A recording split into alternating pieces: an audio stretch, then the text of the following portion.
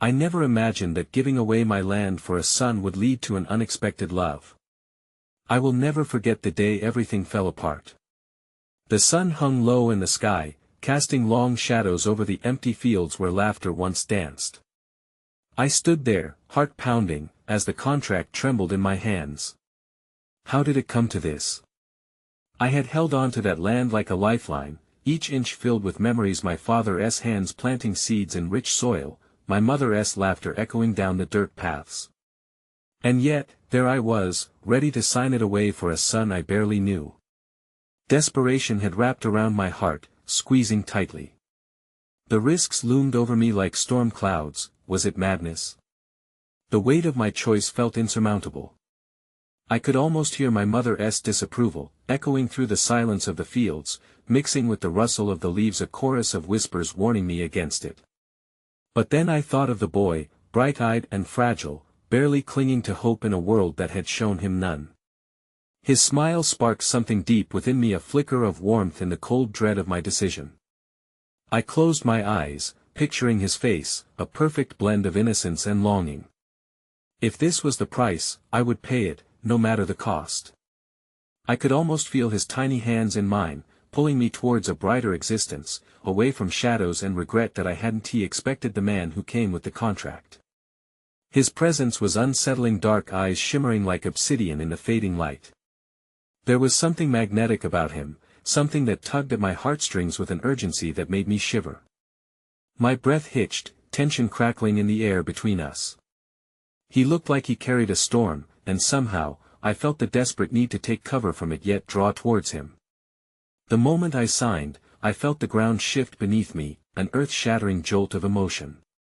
A piece of me was gone, but in its place, this energy. Electricity. The boy had just been the reason for my sacrifice, yet something about that man transformed my raw pain into a strange kind of hope. I hesitated again, the ink barely dry. I felt the pulse of a new beginning swaying in the air, daring me to embrace it. But could I trust this unknown connection? Could a mother's love really be exchanged for something as unpredictable as love? The question lingered in my mind like the fading daylight, a thread of uncertainty weaving into the silent night that as I stepped back, my heart raced, the world around me closing in. I didn't just hand over my land, I had opened the door to a labyrinth of emotions filled with unspoken words and hidden truths. Was this a mistake? Or the beginning of a wondrous journey? Hey, before we continue with this amazing story, I need to give you an important heads up. Many subscribers have reported that YouTube unsubscribed them without warning. Take a quick second to check the red button below to make sure you're still subscribed to the channel. I'd hate for you to miss any of the exclusive content coming soon. And while you're there, smash that like button, it really helps me out with the algorithm. Oh, and tell me in the comments, which city are you watching from? I love getting to know every amazing person who's part of this community. Your participation makes all the difference. Let's connect. The air was thick with a tension I struggled to breathe through. My heart stood still in the wake of that decision, whispering shadows of doubt. I turned away from the man, the contract, the land that had been a fortress of memory, shielding me from a cruel world. Yet now, I felt exposed, vulnerable and fragile as a new leaf trembling in the wind. That as I walked back toward the small farmhouse that had cradled my childhood, I could almost hear my mother's warm voice guiding me, urging me to persist. The sun dipped lower, transforming the landscape into a canvas of deep oranges and purples, vibrant yet foreboding. But in the fading light, there was a flicker of hope. Perhaps this was the first step towards something greater, towards the boy I was now tethered to. The next morning, the ache of uncertainty clung to me like morning dew. I poured a cup of steaming coffee, the rich aroma momentarily distracting me from the gnawing fear that curled in my gut. Each sip was a grounding ritual, yet as the warmth spread, I was reminded of what I had sacrificed. How was I to integrate this boy into a life I had once envisioned solely for myself, alongside the whispers of my past? As if in response to my silent plea, a soft knock interrupted my thoughts. The door creaked open to reveal Elena, my neighbor, a woman whose unconditional kindness often felt like a balm for my weary soul. Her presence was a tether, anchoring me to reality. "Morning, dear. I brought some fresh bread, she said, her eyes shimmering with warmth. I heard about your decision, and I just wanted you to know I'm here for you. We'll figure it out together. Surrounded by her nurturing aura, I felt a fresh wave of gratitude wash over me. Elena had lost her own child years ago, she could understand in ways no one else could. Her compassion unfolded like petals of a flower, brilliant against the backdrop of my turmoil. Thank you, Elena. It means more than you know, I admitted, my voice barely above a whisper. I always believed there's a reason why life unfolds the way it does, she mused, brushing a stray hair behind her ear. Sometimes the hardest choices lead to the most unexpected joys. I couldn't help but wonder if that was true. Could opening my heart lead to something beautiful, despite the jagged edges surrounding the choices I'd made? With her encouragement cradling my spirit, I resolved to visit the boy later that day. The mere thought filled me with a blend of anxious excitement and dread. What if he didn't want me? What if I was just a stranger taking a role that was never destined for me? I arrived at the small facility where he stayed, even the name felt like a weight. The walls were painted in pastel colors, designed to shield the harsh realities outside, but I sensed the unnerving stillness within. There, amongst the echoes of children's laughter that rarely reached my ears, I found him, sitting cross-legged as he focused on a puzzle, his brow furrowed, and for a second, he looked up, meeting my gaze with wide eyes that held a universe of unspoken longing. Are you really here to see me? He asked, his voice cracked with hope. Yes, it's me, I replied, heart swelling as I knelt beside him. I'm here. The weight of my decision crashed upon me anew as I realized this was just an obligation. It felt right, but as our conversation unfolded, bits of his past emerged in shaky fragments, each word a tender stitch pulling our lives together. Just then, the door swung open, the man from the contract entered. Silence enveloped the room, heavy and charged with unasked questions. The boy's eyes darted between us, confusion etched on his small face. Why are you here? I demanded, rising unconsciously in a protectively instinctive motion. The pulse of the room shifted, an invisible current binding us all. I came to make sure he's well taken care of, he replied, his tone calculating yet somehow tender. A single bead of sweat glistened on his forehead, adding to the illusion of a storm brewing just beneath the surface that my heart raced. Would I have to face him again as he weaved through our lives, a harbinger of feelings I couldn't yet name? This confrontation threatened to fracture the fragile bond one had just begun to cultivate with the boy. Fear bubbled inside me, but I fought it down. I knew the journey ahead would be plagued by uncertainty, as unpredictable as the weather. But standing there, I felt the first stirrings of courage blossom within me. Perhaps together, the boy and I could forge something amidst the chaos. But just as the tension threatened to erupt, a harsh cry rang from the hallway, disrupting the standoff and alarm. My heart dropped as the boy recoiled, instinctively leaning into me for comfort. I set my hand on his shoulder, the warmth grounding us both in that storm. The clouds loomed, heavy with unspoken truths and unrelenting fears.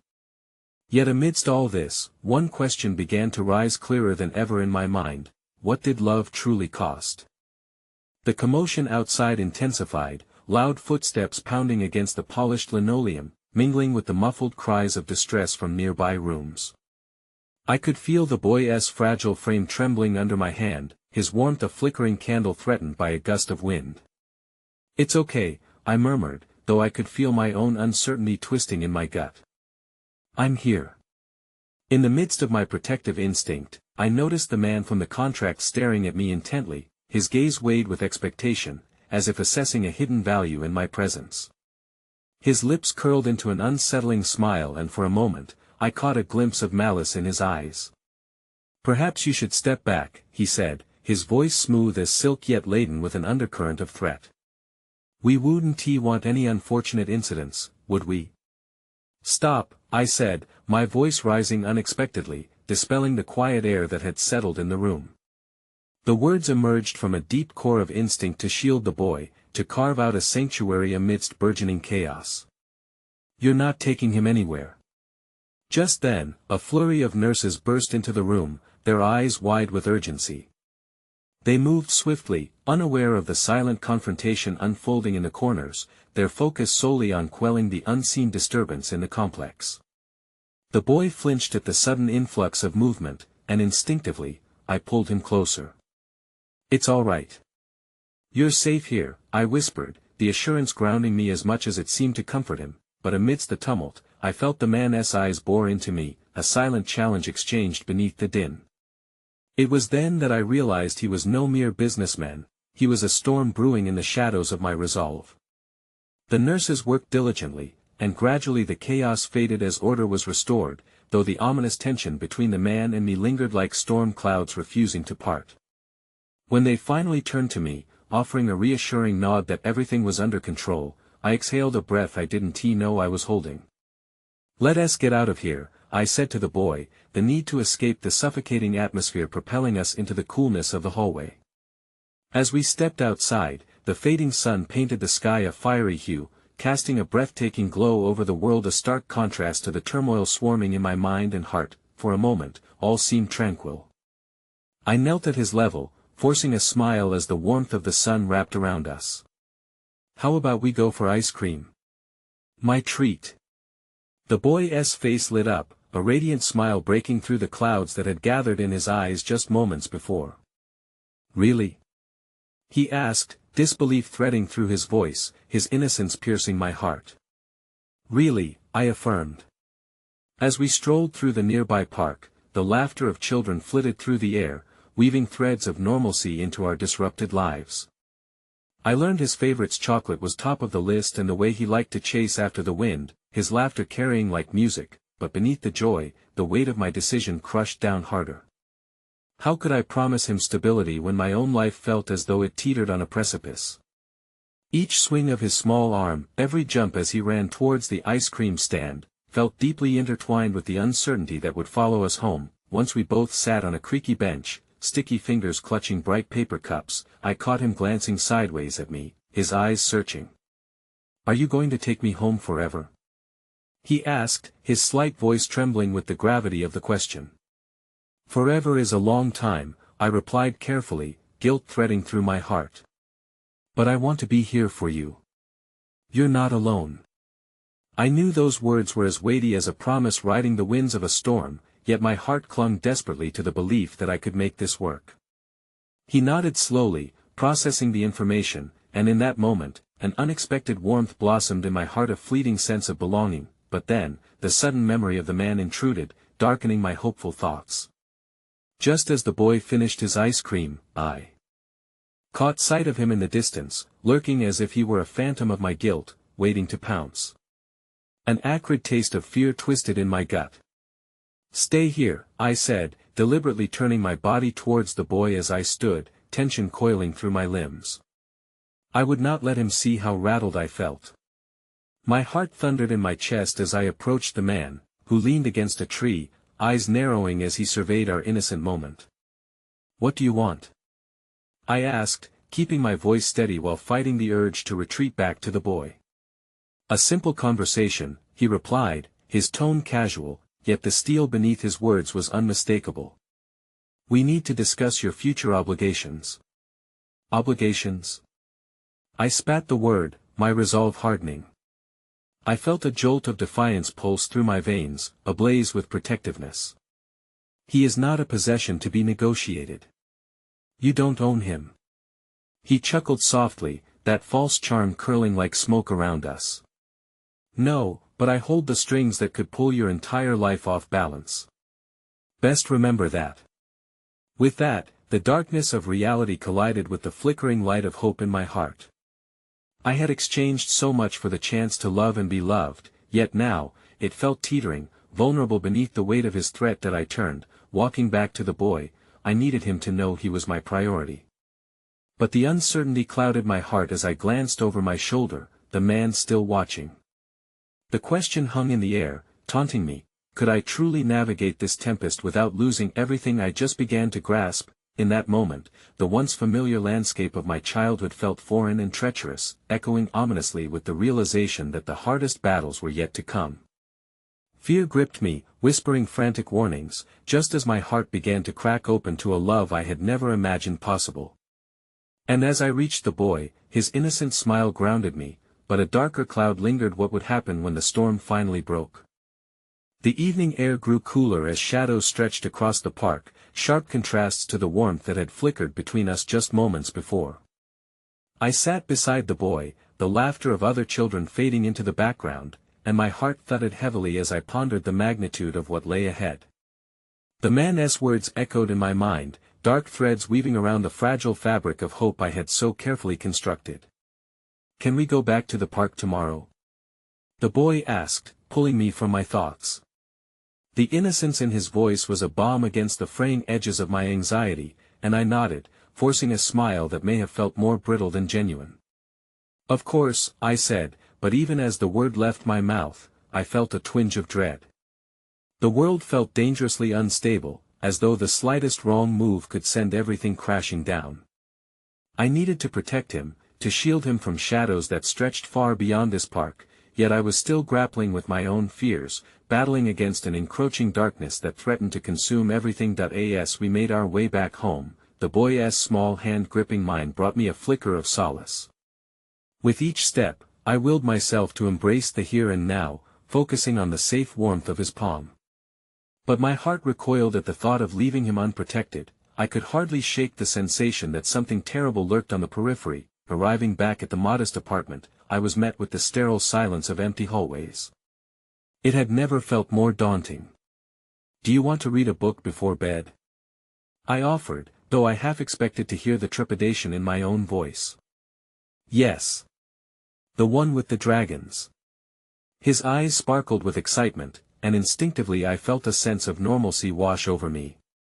It was easy to indulge in his joy, to momentarily forget the storm brewing outside our doors. As I read aloud, the words flowed with a balm-like ease, and before long, his eyelids grew heavy, drifting into a peaceful sleep. I continued to read softly to him, tracing his face with my eyes, drinking in this moment of serenity.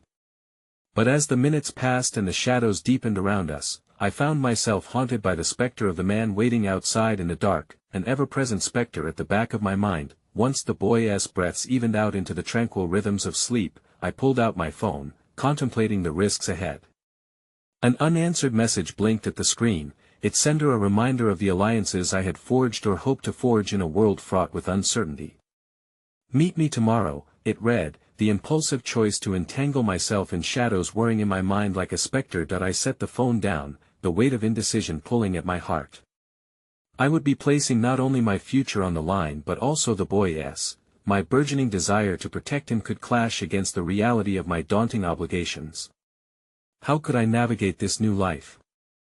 The choices I made would carve the future like a sculptor with a chisel, shaping something beautiful even amid chaos, or perhaps, creating a disarray of shattered pieces. Sleep came at last, but was fraught with vivid dreams, not pleasant ones, but nightmarish shapes that coiled around the face of the man, a grotesque reminder of the line I couldn't ignore. Waking in cold sweat, I gazed at the boy sleeping soundly beside me, a reminder of why I had committed to this journey. I couldn't let a single misstep along the way endanger him. The next morning, the sun cut through the haze of the previous night, promising clarity and fresh beginnings. As I prepared breakfast, the boy stirred, rubbing the remnants of sleep from his eyes and ballooning his cheeks with a big yawn. "What's for breakfast?" he asked, a hopeful note twinging my heart. "Pancakes," I enthused, adopting a cheerfulness that dispelled my worries for a fleeting moment. After breakfast, we planned our day together, a trip to the park and possibly a small picnic, yet with each passing moment, the looming appointment gnawed at me.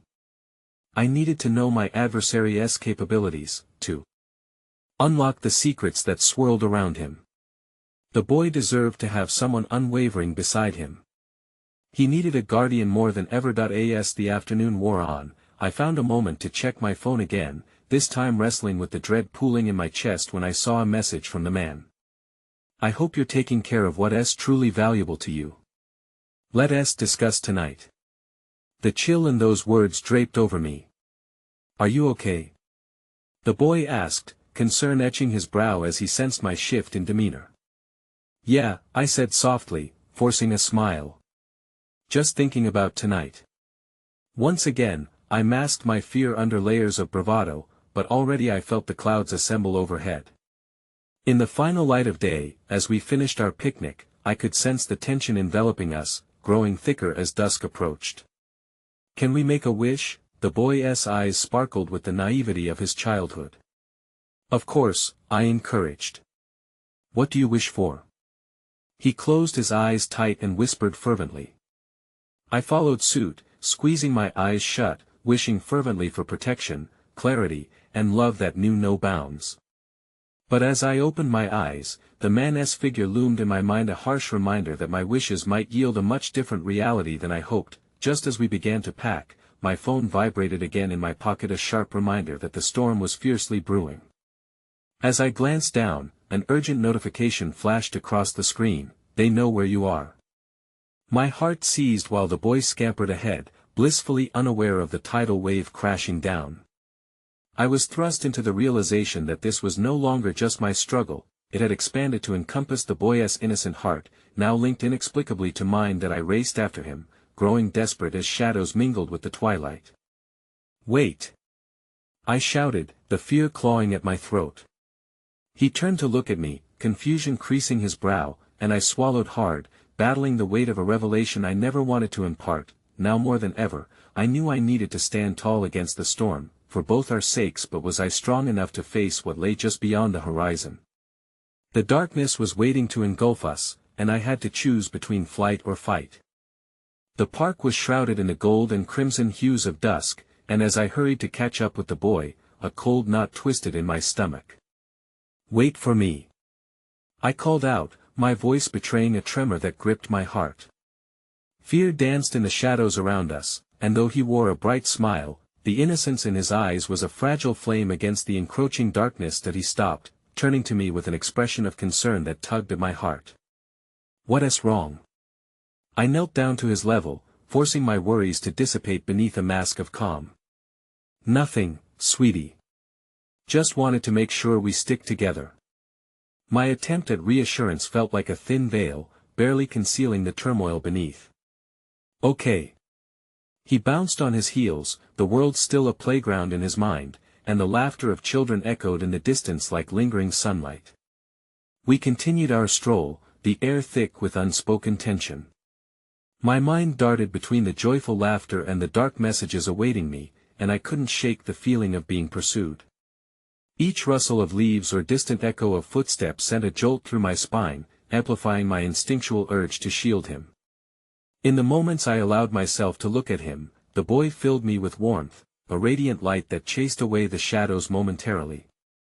This bond we shared felt both precious and fragile, a lantern flickering against the storm. As we reached a quieter part of the park, I led him to a weathered bench. "Let us rest for a moment," I said, hoping to gather my fragmented thoughts. He popped down beside me, his small fingers intertwined with mine, grounding me in a way I had longed for. I wanted to believe I could hold the darkness at bay for just a little while longer. "Can we pretend we're knights?" he said, eyes widening with excitement. "And you can be the queen, and I'll protect you." A rush of affection surged through me, a reminder of purity that seemed so distant in my current reality. "Of course, brave knight. What's our first mission?" "Let us find the treasure," he declared, his gaze darting towards a cluster of trees, and I couldn't help but chuckle at his adventurous spirit. He was so alive, so vibrant. It reinforced my commitment to keep that spark ignited, shielded from the harshness of what was coming. "Let us go." With that, we rushed off, the laughter returning to our world, though my thoughts remained tethered to the looming threat I couldn't fully shake off. Amidst the play, I allowed myself to believe we were intricately wading through scenes of make-believe, escaping the shackles of reality, even if only for a brief moment, but the shadows had other plans. The brightness of day faded into twilight, and I could no longer ignore the weight of reality pressing down on me. As we walked back toward the exit of the park, my phone vibrated, startling me into a brief pause. It felt like the universe had conspired to inject fear right into my heart. "Come on!" the boy exclaimed, tugging my hand with an energy I struggled to match. "Let us make it to the swings before we go home." My smile faltered as I caught a glimpse of the message on my screen: "You have 1 hour. Then the boy will be in danger." I couldn't respond. I needed to figure out a way out of this mess, but simultaneously, I knew I couldn't run. Not when the boy deserved every ounce of bravery I could muster. As we approached the swings, I forced a smile onto my face and tried to drown out the panic. "Let us go for a ride, Knight."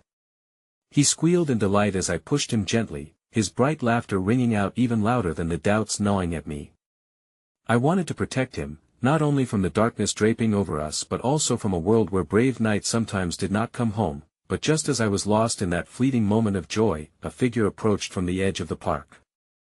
My heart froze, the laughter fading into a haunting silence. The man I had feared stood there, his gaze piercing through the beautiful facade I had tried to create. He was the embodiment of all the threats I had battled that day, each step he took toward us resonating like a hammer on an anvil, forging a cruel reality. The boy turned with curiosity, oblivious to the tension slithering through the air. "Who is that?" For a fleeting moment, I was torn between shielding the boy and confronting the man. The last rays of sun bathed the scene in a golden light, but the shadows behind the man loomed impossibly large that I took a breath, steeling myself for whatever would come next. "I had one chance, stay close, sweetheart," I said softly, the words barely escaping my lips as uncertainty swelled within me. With every inch that man advanced, my pulse quickened, and I braced myself, knowing that everything was about to change again. And even as the darkness threatened to engulf us, I felt a surge of unexpected determination, a resolve kindled by the boy's innocent spirit beside me. But there, in that moment filled with vulnerability and uncertainty, the last flickering light of hope began to dim. A new chapter loomed, and if I learned anything, it was that even amidst the storm, love found ways to survive, endure, and transform. The silence felt suffocating as the man edged closer, his shadow extending across the ground, enshrouding us in dread. My heartbeat thudded like a war drum in my ears, drowning out the innocent laughter of the boy who still swung back and forth under the fading light, completely unaware of the threat looming over him. "Who are you?" I called out, forcing my voice to remain steady despite the tremor pooling in my stomach. The boy looked back at me, his brows knitted in concern, searching my face for answers.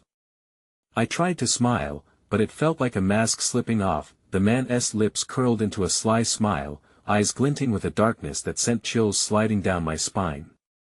"You still have so much to learn," he said, a taunt crooning in every syllable. With a swift, practiced movement, he pulled out something from his pocket, an envelope, its edges frayed, as if it had traveled through time. "This shouldn't take long," he said, a chilling calmness underscoring his every word. "Stay where you are." I shouted instinctively, stepping protectively in front of the swings, shielding the boy. The shifts in the air resonated with tension, the weight of that envelope felt heavier than the entire world. The man laughed dryly, taking one more step forward. "Don't you understand? This doesn't need to get messy. Just cooperate." From the corner of my eye, I noticed the boy's small hands gripping the chains of the swing, 1,000 questions reflected in his innocent gaze. I longed to fiercely protect him, but I was also terrified of what that desire might cost. "Cooperate?" I echoed, masking my fury beneath a veil of misunderstanding. "What does that even mean?" "You're not taking him away from me." His smile widened, but there was a cruel edge to it. "I think you're rather misunderstanding the circumstances here, sweetheart. It's not so much about him as it is about you." An icy dread knotted my stomach. "What do you want from me?" "Simply put, the boy needs to go." "But it doesn't have to be one way or the other," he replied, extending the envelope toward me, a bundle of threatening promises wrapped in pristine paper. "You see, everything has a price. Love doesn't come free, especially when you're trying to escape the life you left behind. I only ask that you reconsider your choices." I heard the boy whisper from behind me, a timid voice speaking against the rising waves of uncertainty. Are we going home, Queen? My heart cracked open at the sound of his question, piercing through the veil of fear and the intricate web of darkness surrounding us. I turned my head slightly back, forcing a smile once more. We're playing, sweetheart. Just hold on a little longer. As I returned my gaze to the man, the warmth from my companion flickered against the bitter chill wrapped around the park. You don't get to decide what happens to us, I said, trying to find the strength to stand firm. Oh, but I do. It's time you realize that there are chains we carry, invisible yet binding. He paused, glancing toward the sky darkening above, before fixating on me. 1 hour, remember. There's still time for negotiations. I stood frozen, the weight of the envelope reflecting the choices ahead. It was a chance to make a deal or to succumb to anxiety strumming at my heart. With every heartbeat, hope flickered and waned. In an impulsive flash, I shuffled back, the urge to run sweeping through me. We need to leave. I murmured urgently to the boy, squeezing his hand. Stay back. The man shouted abruptly, and the raw force in his command rattled the air. The boy froze, confusion replacing the innocence that had filled his eyes just moments before. Please, I whispered urgently, kneeling to his level. Trust me. We have to go now. His small nod came with a tremor that tightened my throat. In that one moment, beneath the threat, I felt a swelling of unyielding love surge within. I wouldn't let this horrifying specter dictate our lives or shred the fragile bond we had. That I tightened my grip around the boy's hand, ready to run, but the man's expression shifted. My heart dropped as he took a step back, his demeanor suddenly shifting to something almost playful. Ah, but you think you know everything about love, don't you? He mused. But how well do you know yourself? The truth, my dear, is that love can blind, and choices bearing tenderness may just ignite the very darkness you fear. It's not just about him but also about the sacrifices you make. Every instinct screamed at me to escape, but the weight of his words lingered like poison on my tongue. I don't need to hear your games, I shot back defiantly. Then, with an unsettling smile on his face, he gestured as if he were dismissing me, though the voice wrapping around my thoughts was thick with an unholy irony. Then choose wisely, Queen. Because you might not like what's waiting for you on the other side. I recoiled but stood firm, determined not to let fear curtail my loyalty to the boy beside me. Yet even in that clinging hope, a gnawing dread underneath whispered truth. I was already caught in a web darker than I had imagined. As I pulled the boy close, we retreated from the swings, our backs pressing against the edge of the park's exit. I took one last look at the man. His eyes glinted with impending tumult, content to watch the crumbling of my resolves. Then he simply turned, dissolving into the shadows as the last rays of the sun disappeared, leaving only murky uncertainty behind. And as the dusk settled deeper, enveloping us like a shroud, I heard a faint whisper, a hint of another presence lurking behind the trees. It was a sound I had not recognized before, but it felt chillingly familiar. The very darkness that lurked had others entwined in it. I didn't need to look back to know what it might mean. The hourglass had tilted, and in the void between twilight and night, I knew something I had not anticipated lay waiting ahead, unraveling the fragile tapestry we had fought to weave together. The last remnants of daylight receded, casting the park into a shadowy realm. I could feel the fabric of security fraying around us, the whispered promises of safety growing dimmer. With the boy's small hand tightly clasped in mine, I took a tentative step forward, only to stop abruptly. The sound of soft footsteps crunched against the gravel behind us, an unwelcome reminder that we were not alone in this darkening world. Mom. The boy's voice quivered, breaking the heavy silence. He sensed the shift, the anxiety pooling in the air. I don't know, sweetheart, I whispered, my heart racing. Could it be a friend? A stranger? Or perhaps another specter sent to toy with our fears? Stay close to me. As we edged toward the park's exit, the weight of urgency pressed down on us, smearing my resolve. I scanned the trees for any sign of movement, a shadow flickering in the dimness. The softly spoken words that haunted me earlier, the chains we carry twisted in my mind, a bitter reminder of the choices that led me here, the sacrifices I had made for my love. Before I could decide on a course of action, a woman emerged from the shadows. Her sun-kissed hair fell in gentle waves around her shoulders, catching what little light remained. She looked almost ethereal, her gaze piercing yet softened by an unspeakable sorrow. "Are you okay?" She spoke gently, concern etching itself into her brow as she knelt before us. "I saw everything. I couldn't just stand by." "Who are you?" I felt my voice waver, still protective on edge. "What do you want?" With a subtle wave of her hand, she dismissed the urgency. "I'm not here to hurt you. My name is Clara. I've been following that man for a while now. He's dangerous." Her eyes darted to the boy, then back to me, an unspoken understanding cementing between us. "He can twist love into something unrecognizable." Another pang shot through me. Her words echoed like dreadful bells, reminders of the wild world I was struggling against. "But what can you offer?" I pressed, desperation leaking into my voice. "I can't trust anyone right now." Clara hesitated, taking in the sight of the boy beside me. "Just hear me out. I know what it's like to be caught in someone else's game. I know how to fight back." I opened my mouth to refuse her help, yet there was a flicker of comfort in her words, a warmth that momentarily melted the chill in the air. "You're not alone in this fight," she continued, her voice lowering, soothing. "And if you let me help, we can find a way to break free from him." Just as I contemplated her offer, a distant scream ripped through the night, the sound of a child's laughter tainted by panic. The hair on the back of my neck stood on end. My world spiraled into a new sense of dread. "There's another child," Clara said, glancing toward the exit, urgency sharpening her features. "We need to go.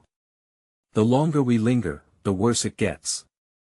I looked at the boy, his innocent face reflecting confusion as he strained against my side, the sound unsettling him more than I could bear.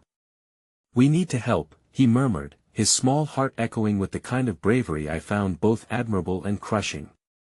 With a heavy heart, I exchanged a glance with Clara, a silent agreement formed between us. We need to help them, together. As we made our way to the sound, I felt the flicker of hope begin to pulse through me again, yet it was tinged with fear that I might lose the boy, fear that maybe I was making a mistake. I glanced back at Clara, who wore a look of determination that both bolstered and terrified me, but before I could voice my concerns, the shadows thickened once more, swirling with a presence that felt strikingly like dread. The unmistakable man, the threat we had so desperately hoped to escape, loomed again from beneath the haunting boughs of the trees ahead. "Ah, how precious," he drawled, his voice slithering through the cool night air like mist. "You found a friend, how quaint. But trust me, love, this little adventure will cost you dearly. Leave us alone." I shouted, pulling the boy close as Clara positioned herself protectively beside us. His laughter echoed like thunder, ricocheting against the night. "You think you can save others while struggling to save yourself? Isn't that the tragic irony?" A surge of anger filled me, an emboldening fire. "You don't know anything about me." As I braced for his next move, a sudden flash of light illuminated the park, filling our surroundings with a fierce glow. I squinted against the brightness, only to see silhouettes drawing closer, a chance for salvation hovering in the air. "Stay together," Clara hissed, gripping my shoulder as the strange gathering of bodies moved closer, their faces concealed in shadow. Just as I prepared to turn and run, a new voice resonated, clear and commanding, cutting through the dark with a melody I never anticipated hearing. "Let them go." The man's expression shifted to surprise, but as I glanced up, the figure stepping into the light shook me to my core, a figure I never expected to see again, carrying a weight of unresolved feelings and a history capable of reshaping everything I thought I knew about love and sacrifice. Lucas. My breath caught, the name choking me with a tangled mix of emotions: relief, confusion, fear. He had come for us, plunging into a nightmare I had tried so hard to escape. My heart raced, but uncertainty swelled like a storm with each passing second, swept away by the winds of destiny. In that one fragile moment, with our enemies shifting dangerously close and old flames reigniting with fervor, the tension hung thick in the air, binding us together in a web from which there would be no easy escape. The air crackled with tension as Lucas's presence drew attention to the battle unfolding before us. His bold declaration rang in my ears, drowning out the echoes of the man behind us. The realization that he had ventured into this dangerous realm felt surreal, and the swarm of emotions battling inside me threatened to swell beyond containment. "Let them go," Lucas repeated, his tone unyielding, a protector eager to shield us from harm. "Another misguided savior?" the man hissed, unfurling a mocking grin. "Oh, please. This is hardly a fairy tale, my friend. You don't understand your friend's predicament." I could feel the fear clench at my insides as I turned to Lucas, searching for the strength in his eyes that I once knew so well. "You shouldn't be here," I managed to whisper, though there was a flicker of hope just beyond the horizon of dread. "It's too dangerous." "Isn't that a classic line?" Lucas shot back, glancing at the boy, whose small form trembled against my side. "We can't keep running from our demons. We have to face them." But how could I face this malevolent force when every heartbeat resonated with my own insecurities? My thoughts wandered to the sacrifices made, the choice to give up everything for the boy, the very essence of me tested with each conflict. "This is my fight, not yours," I insisted, the strength of my conviction surging through my voice. "Your fight is my fight," Lucas replied, stepping closer. "I care about you both." The man suddenly smiled, the glint of malice evident in his eyes. "Oh, how sweet. But let us not romanticize the chaos here, shall we? Love doesn't change the rules, only enforces the pain." Clara, fearless in her stance, focused on the boy. "You need to stay close. Don't let go of your mom's hand," she instructed, her voice steady as she prepared for whatever challenge lay ahead. Just then, the shadows around us seemed to shiver, tinged with an unsettling energy. I could sense the darkness encroaching. The man was like a moth to a flame, drawn closer by our vulnerable gestures. "Does your heart beat for him, too?" he mused, eyes darting to Lucas and back to me. "How quaint. Heroes are often misguided." "Enough," I shouted, a surge of courage fueled by the fire sparking within me. "You don't get to dictate our lives any longer." My outburst caught Lucas off guard, his eyes searching mine, perhaps gauging whether the resolve I felt was a mask or a new beginning. But before he could respond, a shrill scream pierced through the night air again, this time closer, more desperate. A flash of panic set in as I turned, the urgency of the situation weighing heavy in my chest. "We can't just stand here," I urged Clara and Lucas. "We have to help that child." Yet as I stepped forward, the man's voice wrapped around me like ivy, tight and suffocating. "One small act of kindness, and look where that gets you. Tragedy begets tragedy, dear lady. Run, and you'll lead them straight to their doom." "Shut up." Lucas shot back, positioning himself protectively between me and our looming enemy. His hand brushed against mine, a reassurance I longed for but also feared could vanish at any moment. "Your love may blind you, but I see clearly," the man retorted, grim malice playing at the corners of his mouth. Before I could absorb Lucas' presence, Clara stepped forward, her brow knitted in determination. "What do you want from us?" she demanded, voice unwavering despite the palpable tension. "Ah, what I want is simple," the man relaxed his posture, though his eyes narrowed like a predator. "Your unwavering bond is ironically your greatest weakness. You've opened the door to chaos, and now you must face the repercussions." With a heart-stopping clarity, I felt the walls around me close in. Memories of my choices washed over me, the sacrifices, the endless doubts.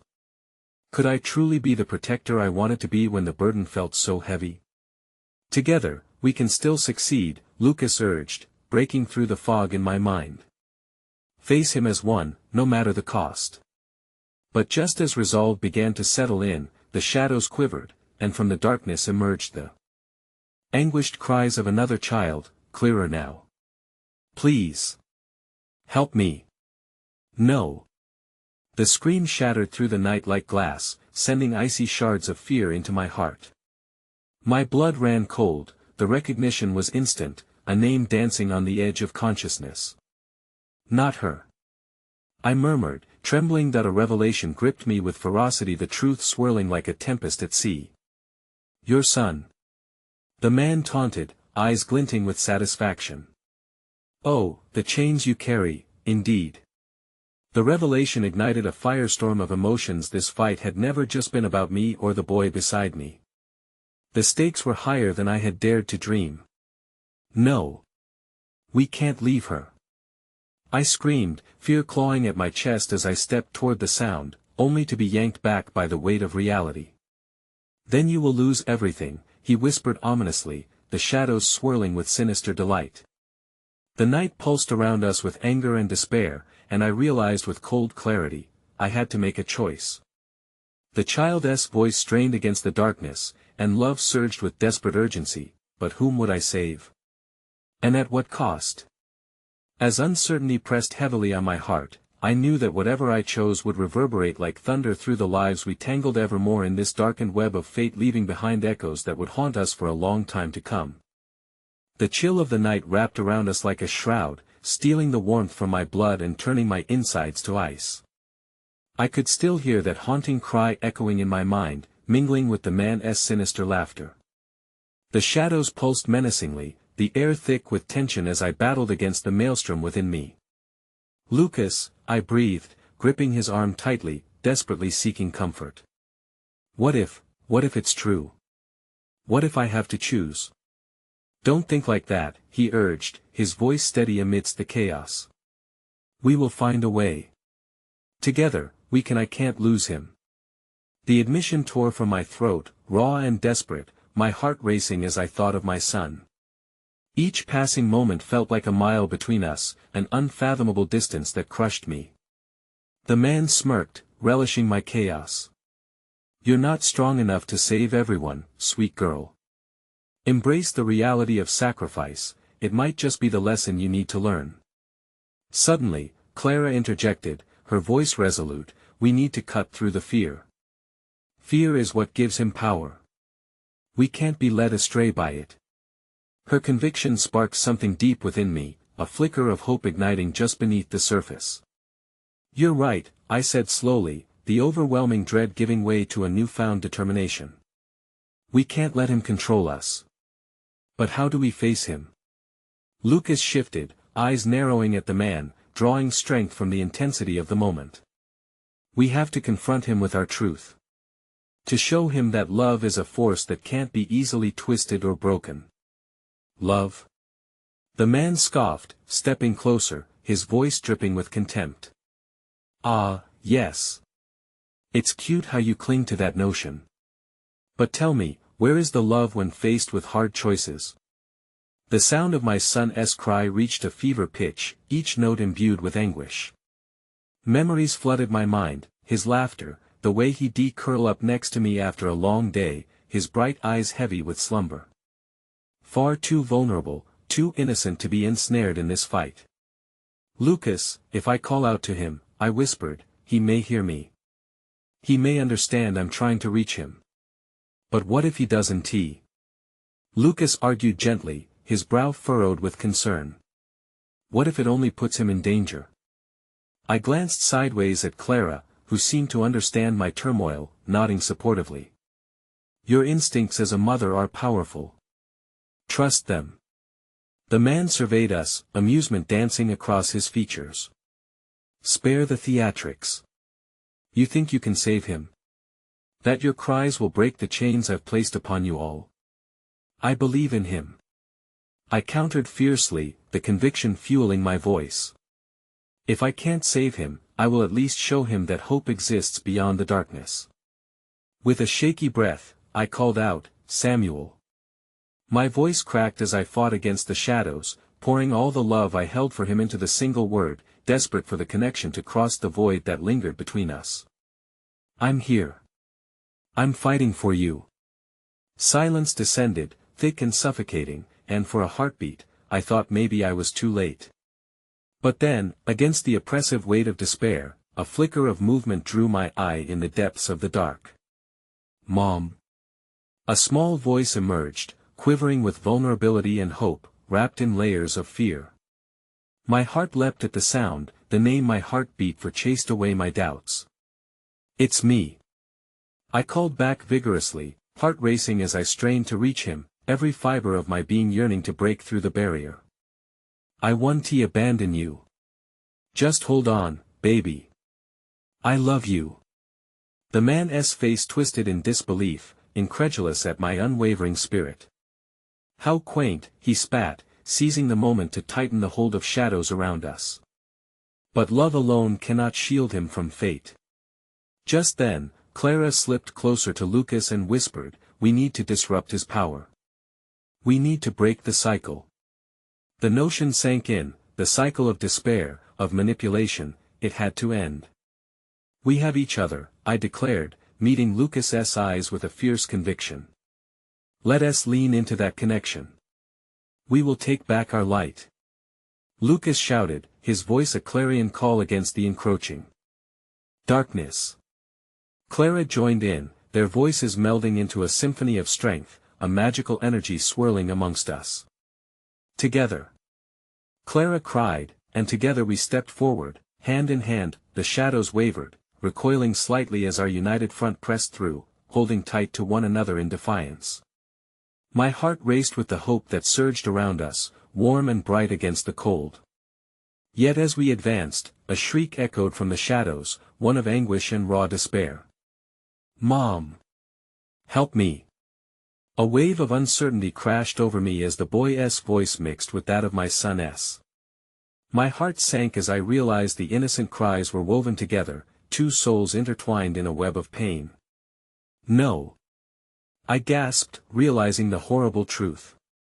It wasn't just Samuel the man held captive, it was Clara's brother as well. Our two worlds were colliding in a way neither of us could fathom. The man laughed, a chilling sound that echoed off into the darkness. "Now, you see. Your love will be your undoing." As the ground trembled beneath us, I clutched Lucas's hand tighter, the weight of that revelation crashing down upon us. With two children caught in this dance of shadows, the stakes had risen impossibly high, and the choice I had believed was mine alone had shifted. I could feel panic rising, threatening to engulf me, yet deep within, a flicker of determination burned still. We had to find a way to save them both. But how? Would the power of love be enough to free our families from this tangled fate? As the winds howled around us, embers of desperation flickered, weaving a fragile thread of hope against the overwhelming despair, a hope that felt achingly close yet painfully far away. I stared into the shadows, bracing for what lay ahead, knowing that whatever I chose would not only echo through our lives but reshape the world we held dear. I stood at the intersection of light and shadow, heart throbbing as my fears coiled tightly around me. The man watched with predatory delight, a cruel smirk on his face, relishing the chaos he had orchestrated. But I refused to step back. I had come too far, fought too hard, not just for my son, Samuel, but for the innocent boy by my side and for Clara, who seemed to embody everything we needed in this moment.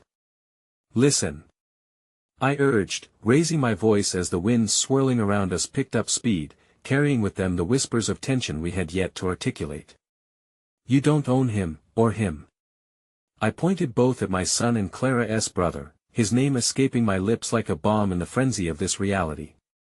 "You can't dictate our love or the bonds that tie us. We are stronger together." The man's laughter died, replaced by a flicker of irritation, and I seized the opportunity. "Love doesn't bend to fear or manipulation. We'll break your grip. Your dark magic, whatever it is, can't withstand the truth of our hearts." I felt the warmth of Lucas's hand in mine, the fervor of Clara beside me, igniting the spark of defiance burning inside me. "Mom! Help me!" Samuel's small voice echoed through the shadows, haunting and desperate, filling the air with an urgency that made my heart ache. I could hear his fear mingling with Clara's brother's cries somewhere within that suffocating darkness. They were separated by shadows, chains wrought from pain and anguish. "We're coming!" I shouted, daring the word to carry our collective resolve, and with that, a flicker of light burst forth from the depths of my soul, a beam that illuminated the shadows gathering around the man like a storm. It surged outward, fueled by every precious moment of love I cherished with Samuel, every innocent laugh I had traded for heartache, every sacrifice I had made for hope. The shadows writhed, constricting and pulsating as the light pushed back against them. "Stand together," I urged, pulling Lucas and Clara closer as I channeled the power of every loving memory, every drop of compassion we had ever known. "We are more than just our fears. We can overcome this. Together." The three of us shouted in unison, and Clara's voice rang clear, bolstered by Lucas's steady strength. The combined force of our love called out fiercely, echoing through the void that existed between the boy and the shadows, begging our children to cling to us, to trust that we would not falter. Our voices melded in a rising crescendo, a haunting melody of light amidst despair, and suddenly, just as the shadows threatened to rip through our fragile assembly of hope, there was a scream, a chorus of anguish echoed through the darkness. "Please! Don't leave us!" The dagger-like intent of the man faltered as an undeniable connection surged between us, breaking apart the fabric he had woven around our lives. I felt at the heart of our family gently threading together, suspended between two worlds. The warmth of love surged through me, and I knew then what we must do. "Let them come back!" I cried out, my voice anchoring ourselves against the tide of darkness. "We will not be torn apart. We will not choose between our love." In that moment, the shadows trembled, the chains binding the children snapped under the pressure of our burgeoning strength. Samuel's small form burst forth, light spilling from him like sunflower petals unfurling under the sun, yanking Clara's brother along with him.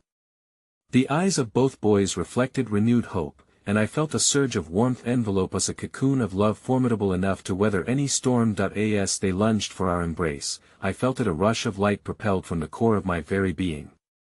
I braced myself amidst the shifting shadows, the man's laughter replaced by an anguished scream that ricocheted through the night, reverberating like thunder as he faded into obscurity.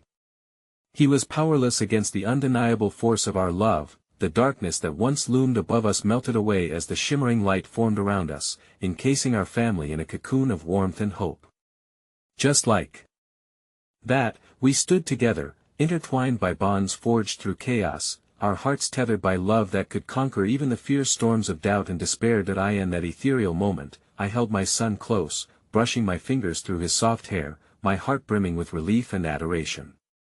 Clara grasped her brother, relief bleeding from her eyes, and we enveloped them with a steadying embrace. "You're safe," I whispered, the words tasting sweet as they left my lips. But as we stood in the warm glow of our love, the world felt more potent than before, a reminder of choices made, sacrifices endured, and the resilience that pulsed through our hearts.